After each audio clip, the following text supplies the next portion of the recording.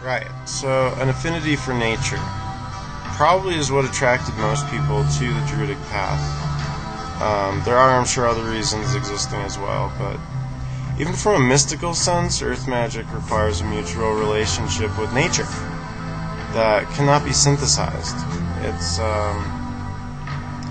the Ovate remained in the second circle until he was able to hear or read nature. He continued on this quest, or gave up along the way. But in ways such as these, we can see the fraternal or Masonic structure ingrained in the system. Earth magic does not operate on all the different, on all that of different of principles than just the natural magic explored like a bard's elementalists, except this form of mysticism emerges as part of a communion with physical nature, not simply the elements that compose nature. Therefore, the Ovate comes to see nature with an additional dimension that is not considered from the bardic vocabulary or paradigm. Trees are perhaps the most significant life form on the planet, and in fact, up until a few hundred years ago, most of the planet was forested. Deforestation by a fast-growing mechanistic society has kind of been the main cause for our current situation. But nature now exists in the background of our reality, marked by reserve signs, or it can be found hiding in city parks.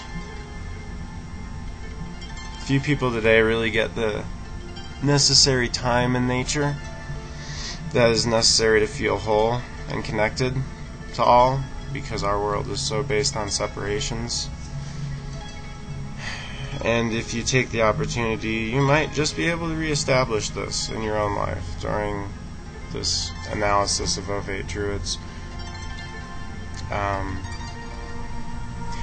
One of the more interesting, amazing properties of the green world is the ability of photosynthesis.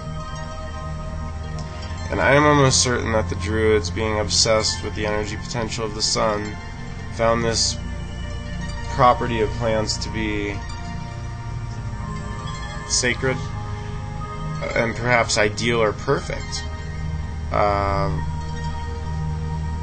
The Druids believed that growing towards the sun via that energy was ideal, so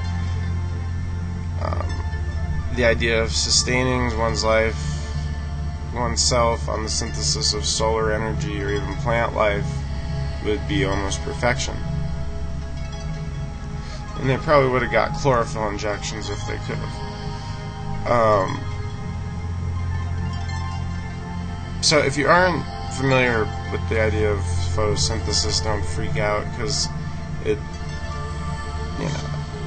I didn't pay the best attention in biology either. The concept and terminology is simple. A continuity exists as a result of a constant transformation of carbon dioxides into carbohydrates to sustain itself. This is mainly glucose or sugar. Plant life that uses photosynthesis, which literally means, by the way, creating with light, these are considered autotrophic in that they have the ability to sustain and essentially create their own food. And the key then is, again, sunlight as an energy source. But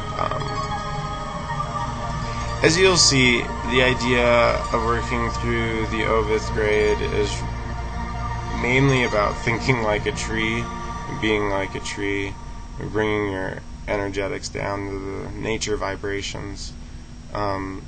There is also the mystery of the morphogenetic snowflake to consider too, because as you venture onto the path leading into the forest, you'll notice the patterns reappearing over and over again.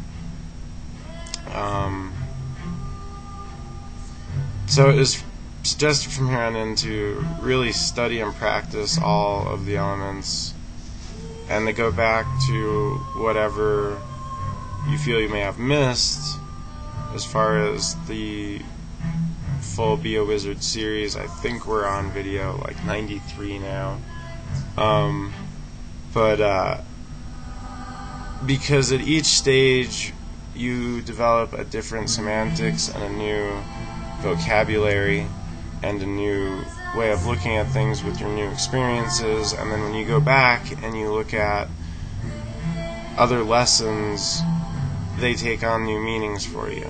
And I found this with books and materials and things in my past as well, things that I've put on a shelf for 10 years only to find that it's exactly what I've been looking for, things like that.